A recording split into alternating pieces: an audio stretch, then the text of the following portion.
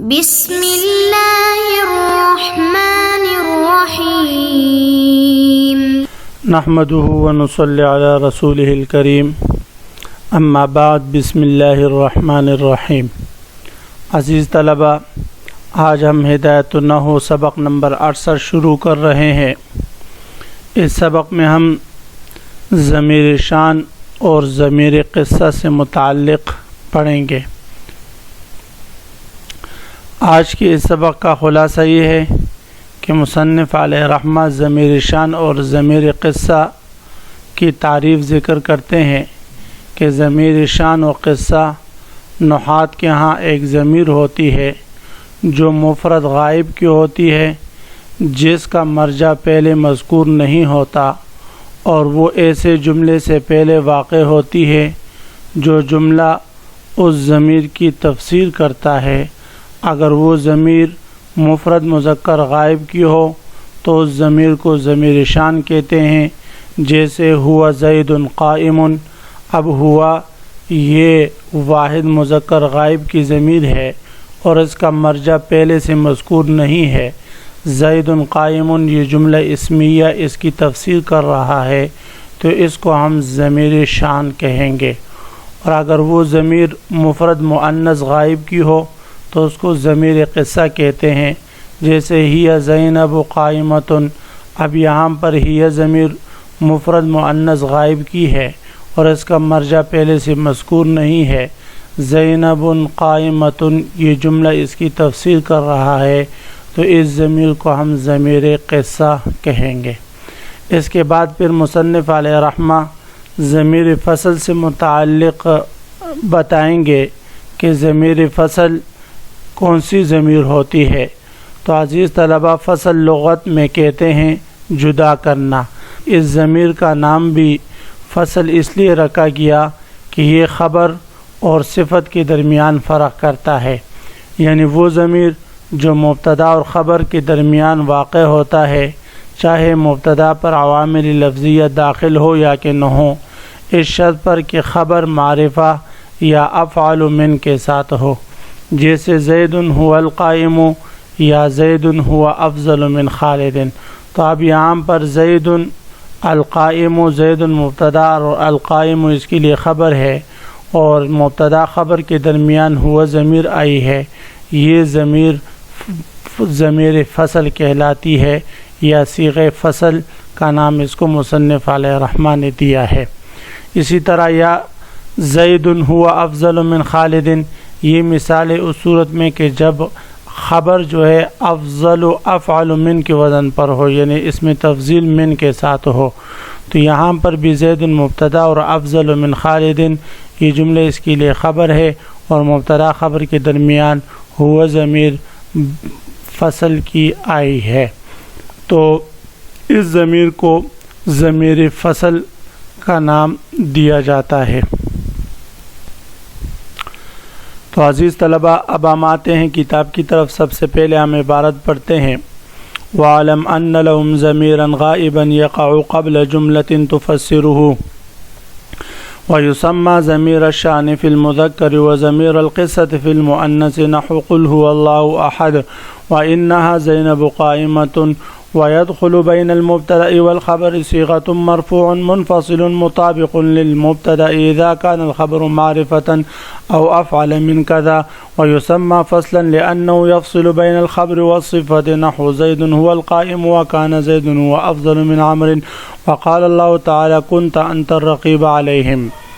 وعلم سے مصنف علیہ رحمہ ضمیر شان اور ضمیر قصہ سے متعلق بتائیں گے، تو فرماتے ان لہم ضمیرا، لہم میں ہم ضمیر علماء نحویین کی طرف راجع ہے، تو فرماتے ان لہم ضمیرا، علماء نحات کے ہاں ایک ضمیر ہے غائباً، ایسی ضمیر جو غائب کی ضمیر ہوتی ہے، یقع قبل جملۃ جو ضمیر جملے سے پہلے واقع ہوتی ہے، تفسرہ یہ جملے کی صفت ہے، ایسے جملے سے پہلے یہ ضمیر واقع ہوتی ہے جو جملہ اس ضمیر کی تفسیر کر رہا ہوتا ہے۔ ویسمى ضمیر شان، اور اس ضمیر کا نام ضمیر شان رکھا گیا ہے فی المذکر مذکر میں. اگر ضمیر مذکر کی ہو تو اس کا نام ضمیر شان انہوں نے رکھا ہے. و ضمیر القصۃ اور اس کا نام ضمیر قصہ رکھا جاتا ہے فی المؤنث اگر ضمیر مؤنث کی ہو. جیسے قل هو اللہ احد کہہ دیجئے کہ شان یہ ہے کہ وہ اللہ ایک ہے. تو اب یہاں پر ہوا ضمیر یہ واحد مذکر کی ضمیر ہے، اس کو ہم ضمیر شان کہیں گے. اور اس کے بعد یہ اللہ احد یہ جملہ اس کی تفسیر کر رہا ہے، اس کا مرجع پہلے مذکور نہیں ہے تو یہ ضمیر شان ہے. عزیز طلبہ یہ بات آپ لوگ یاد رکھیں کہ ضمیر شان اور ضمیر قصہ عرب والے کلام میں اس لیے ذکر کرتے ہیں تاکہ بعد میں آنے والے جملے کی عظمت اور وقعت مخاطب کے ذہن میں بیٹھ جائے. اس لیے کہ جس جملے کی طرف یا جس جملے کی مضمون کی طرف پہلے اجمالاً ذکر ہو پھر بعد میں اس مضمون کی تفسیر آ رہی ہو تو اجمال کے بعد اس کی تفسیر بیان کرنا در حقیقت اس کی عظمت اور وقعت وہ مخاطبین کے ذہن میں بٹھانا ہوتا ہے. تو یہ ضمیر شان اور ضمیر قصہ کا کلام عرب میں ذکر کرنے کا بڑا اہم فائدہ ہوتا ہے. تو بہرحال اگر ایسی ضمیر جس کا مرجع پہلے مذکور نہ ہو اور وہ ایسے جملے سے پہلے واقع ہو جو جملہ اس کی تفسیر کر رہا ہو، اگر وہ ضمیر واحد مذکر کی ہے تو اس کو ہم ضمیر شان کہیں گے. اور اگر ضمیر مؤنث کی ہو تو پھر اس کو ہم ضمیر قصہ کہیں گے. جیسے انہا زینب قائمۃ، تو اب یہاں پر زینب قائمۃ یہ جملہ ہا ضمیر کی تفسیر ذکر کر رہی ہے اور ہا ضمیر کا مرجع پہلے سے مذکور نہیں، تو اس لیے فرمایا کہ یہ ضمیر قصہ ہے. ہا ضمیر چونکہ واحد مؤنث غائب کی ضمیر ہے تو اس کو ہم ضمیر قصہ کہیں گے. وَيَدْخُلُ بَيْنَ الْمُبْتَدَإِ وَالْخَبَرِ صِيغَةٌ مَرْفُوعٌ. اب یہاں سے مصنف علیہ رحمہ ضمیر فصل سے متعلق بات کر رہے ہیں تو فرماتے ہیں مبتدا اور خبر کے درمیان صیغہ مرفوعہ داخل ہوتا ہے.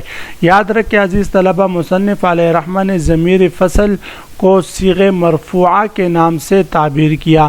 صیغہ مرفوعہ کے نام سے اس لیے تعبیر کیا کہ یہ جو ضمیر فصل ہوتی ہے بعض علماء کے ہاں یہ اسم ہے اور بعض علماء کے ہاں یہ حرف ہے. تو مصنف علیہ رحمہ نے اس اختلاف میں توقف اختیار کیا، نہ اس کو اسم کہا اور نہ اس کو حرف کہا بلکہ صیغہ مرفوعہ کہا، اور صیغہ کہنے میں کسی کا بھی اختلاف نہیں. تو فرماتے ہیں تو صیغہ مرفوعہ سے مراد در حقیقت یہی ضمیر فصل ہی ہے. تو فرماتے مبتدا اور خبر کے درمیان صیغہ مرفوعہ داخل ہوتا ہے منفصل، اور یہ صیغہ مرفوعہ منفصل کا ہوتا ہے یعنی ضمیر مرفوع منفصل ہوتی ہے. مطابق للمبتدا، اور یہ جو ضمیر مرفوع منفصل ہو یہ مبتدا کے مطابق ہوتا ہے. مبتدا کے مطابق ہونے کا مطلب یہ ہے کہ مفرد ہونے میں، تثنیہ ہونے میں، جمع ہونے میں، مذکر ہونے میں، مؤنث ہونے میں، متکلم ہونے میں، مخاطب ہونے میں یا غائب ہونے میں یہ مبتدا کے مطابق ہوگا. اگر مبتدا مفرد تو ضمیر بھی مفرد کی، مبتدا تثنیہ تو ضمیر بھی تثنیہ کی، مبتدا جمع تو ضمیر بھی جمع کی، مبتدا مذکر تو ضمیر بھی مذکر، مبتدا مؤنث تو ضمیر بھی مؤنث، مبتدا متکلم ہے تو ضمیر بھی متکلم کے لائیں گے، مبتدا مخاطب ہے یا غائب پر دلالت کرتا ہے تو ضمیر بھی مخاطب یا غائب کی لائیں گے. یعنی یہ مبتدا کے مطابق ہوگا. اور اس کی وجہ کیا ہے؟ مبتدا کے مطابق ہونا کیوں ضروری ہے؟ اس لیے کہ در حقیقت یہ جو ضمیر لائی جاتی ہے تو یہ ضمیر خبر اور صفت کے درمیان فرق کرنے کے لیے لائی جاتی ہے، اور کہ یہ جو خبر جو معرفہ واقع ہے، مبتدا تو پہلے سے معرفہ ہوتا ہے اور خبر بھی معرفہ ہو تو اب دونوں معرفہ، دونوں مرفوع، دونوں مذکر، دونوں واحد جب جمع ہوں گے تو ہم اس کو موصوف صفت بھی بنا سکتے ہیں اور مبتدا خبر بھی بنا سکتے ہیں. تو ہمیں کیسے پتہ چلے گا کہ یہ موصوف صفت نہیں بلکہ مبتدا خبر ہے؟ تو یہ ضمیر فصل بیچ میں لا کر اس بات کی طرف اشارہ ہوتا ہے کہ یہ خبر ہے، بعد میں آنے والا معرفہ یہ خبر ہے، صفت نہیں، تاکہ اس خبر کی صفت سے التباس نہ ہو. جی تو یہ در حقیقت مبتدا کی خبر بتلانے کے لیے آتا ہے. تو جب مبتدا کی خبر بتلانے کے لیے آتے تو اس ضمیر کا مبتدا کے مطابق ہونا یہ ضروری ہوگا. تو مطابق للمبتدا، تو یہ صیغہ مرفوع منفصلہ یہ مبتدا کے مطابق ہوگا.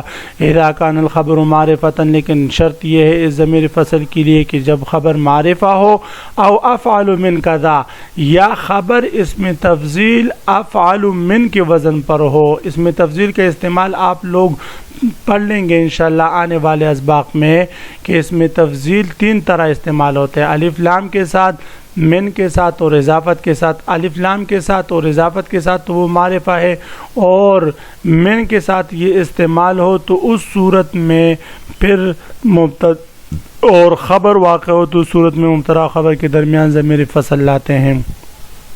وَيُسَمَّى فَصْلًا، اور اس صیغہ مرفوع منفصلہ کا نام صیغہ فصل رکھا جاتا ہے، یعنی ضمیر فصل رکھا جاتا ہے.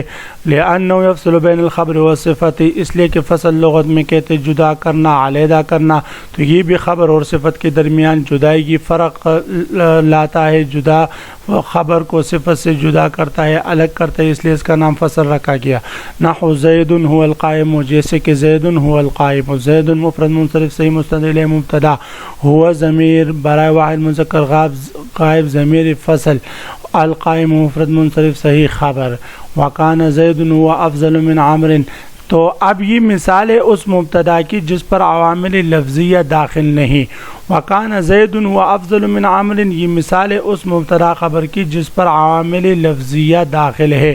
کان زید هو قائم، اب یہاں پر زید یہ اسم کانا ہے، در حقیقت مانن یہ مبتدا ہے، ہوا یہ ضمیر فصل ہے. افضل من عمرو یہ کانا کے لیے خبر واقع ہے.